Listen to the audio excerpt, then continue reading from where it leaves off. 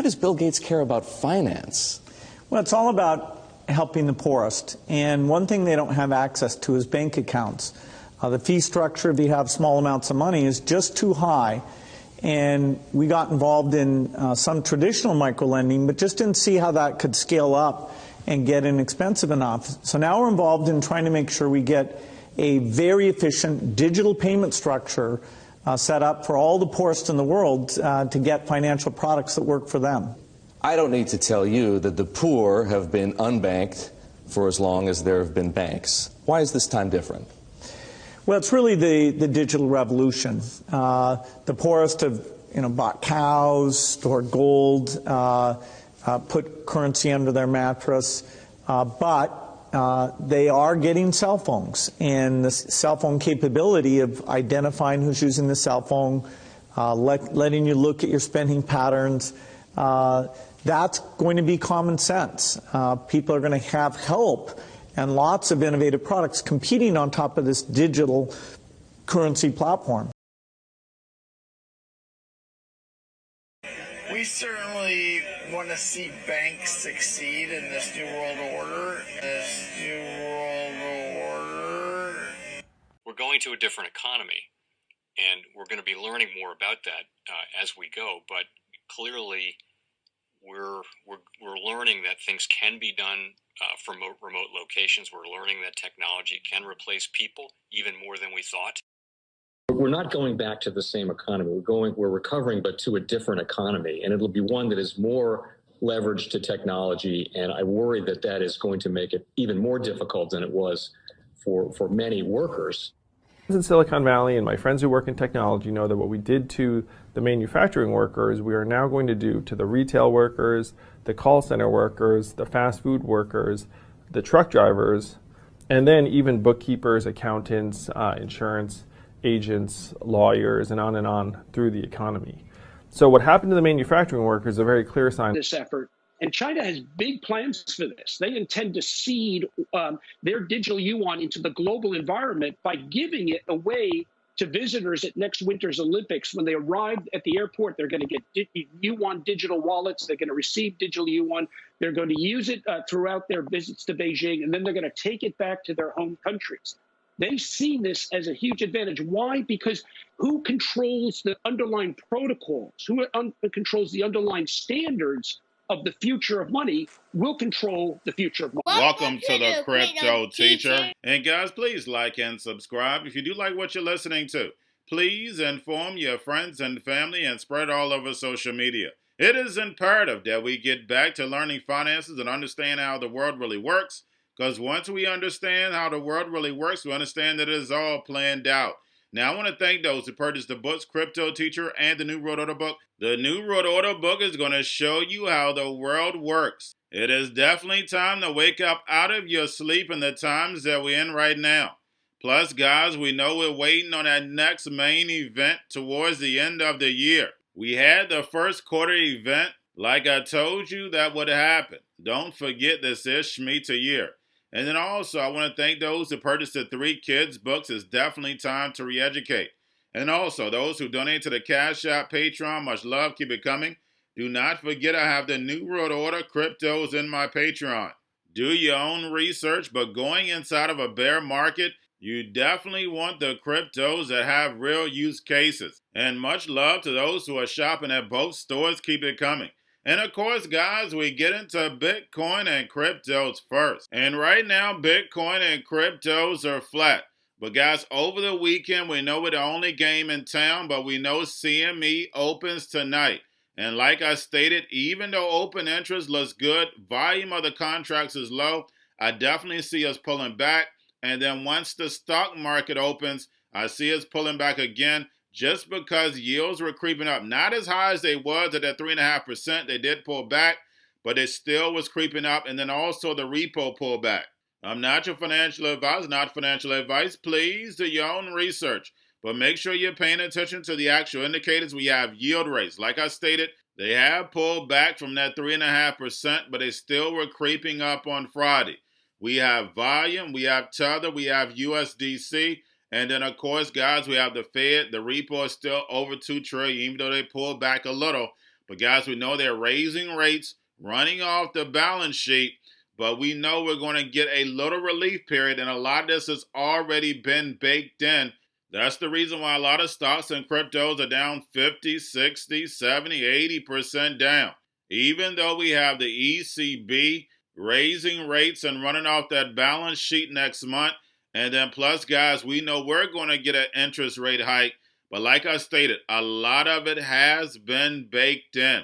So I definitely see us creeping up in the month of July and August. And then, guys, we know into September, fourth quarter, we know we're going to start getting that big distraction that's going to run us into the first quarter of next year.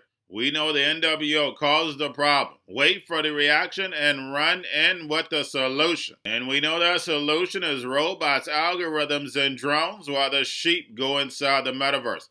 But guys, even in a bear market, you're going to get pumps and dumps. Same way when we actually went inside the bull market, we still had dumps every now and then.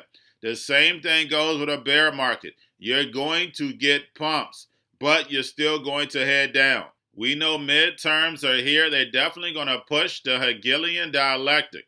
The Republicans will take back over the Senate, and like I stated to you, if we do not get an unlimited debt ceiling, the government is going to shut down next year. Don't even know exactly what date, but it's definitely going to shut down because they're going to put their foot on the gas when it comes to the Hegelian dialectic. Divide and conquer works every time. We see the division in this nation. Only thing they have to do is come together, and it all falls apart for the NWO. But the people are asleep. And then, guys, we have Grayscale. Grayscale picked up a little. Do not forget to pay attention to the allocations, and we're days away from the decision of the spot Bitcoin ETF. And we know it's going to move the market either way. Now let's get over into a little crypto news. And we have Bill Gates and Brad Garlinghouse. And if you listen to that Bill Gates video last night that I did, you see the talking points of Brad Garlinghouse. And that was 7 years ago. Banking the unbanked. And guys, we know what that really means. Enslaving the unslaved. And we know Brad Garlinghouse brings up Singapore a lot. And Ripple and Bill Gates in partnership on the Mojo Loop, the CBDC. So guys, the only thing you have to do is connect the dots. And speaking of connect the dots, we have R3 announcing that RBI taps top banks for blockchain-based trade financing project. And guys, we know blockchain does what? Give the NWO the all-seeing eye. And what did David Rudder from R3 say? If you want to boost the economy, airdrop that free money. They have 3 to 6 months to spend it, or poof, it's gone. It's all about that programmable money. Now we have Pomp and Yusuko of Morgan Creek try to counter offer for BlockFi rescue package. And we know FTX put in $250 million revolving credit facility. And with the Fed shrinking liquidity, and they haven't even really got started yet, we know a whole lot of projects are going to start crumbling, and it's going to fall in the same hands. And remember, the Cryptoteacher told you. Now we have Cristiano Ronaldo partners with Binance to get soccer fans into Web3. And guys, we know he probably has the biggest social media platform, and this is all about adoption. And we know the sheep follows the idols. They're going to follow them right on into the metaverse. And lastly, we have Sky Bridges, Scaramucci says Bitcoin is technically oversold. And do we listen to the billionaires? No. Do we listen to the hedge fund guys? No. Because they're here to take your money. And remember, the Cryptoteacher told you, because he knows when it comes to the New World Order, it's all planned out. But guys, all I have for you, don't forget about the books, Cryptoteacher and the New World Order book. Plus the 3 kids books. It's time to re-educate. Also, if you're new to cryptos, Coinbase, Bitrue, Binance, do not forget book links and crypto links are in the description. The Cryptoteacher Stock Channel, Cryptoteacher Stocks. You have your Corda, your chips out, your banking, your gaming. Where everybody's sitting at home, get their own stocks. Let's see where the biotech stocks. And while everybody's at home wishing they were still getting that free money, what are they doing? Drinking and smoking weed. Don't forget about those stocks, and you have a wonderful day. Most powerful person in the world is the storyteller. The storyteller sets the vision, values, and agenda of an entire generation to come. Steve Jobs. And guys, you know I truly believe in this. When you look at the New World Order, they're the storytellers. And that's the reason why I wrote my New World Order book. But guys, now it's time to change the current generation. And I wrote 3 kids' books. You know, I love the Trinity because I understand the power that's in it. So I have 3 books. We have an opportunity to change the generation, to educate, not just me, but I want to show you that I take action on a daily basis. And I want you to take action on a daily basis. Whether it's your job, whether it's in your community, we have an opportunity right now to educate the masses. I posted this on my Twitter account. Please share, but this is a short clip of the 3 books. There's going to be a clothing line and action figures. Please get these books for your kids, nephews, cousins, friends, so therefore we can start the re-education now. Because as we see, the 4th Industrial Revolution foundation is definitely here. Robots, algorithms, drones, taking humanity out the picture. We have to re-educate. But let's get into the video. Part 1.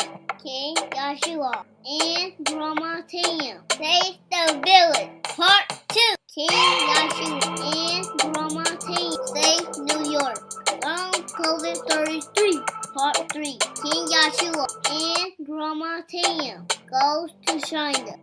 It's mandatory to get part 1, part 2, and part 3 of this series. It's time to re-educate Generation Z.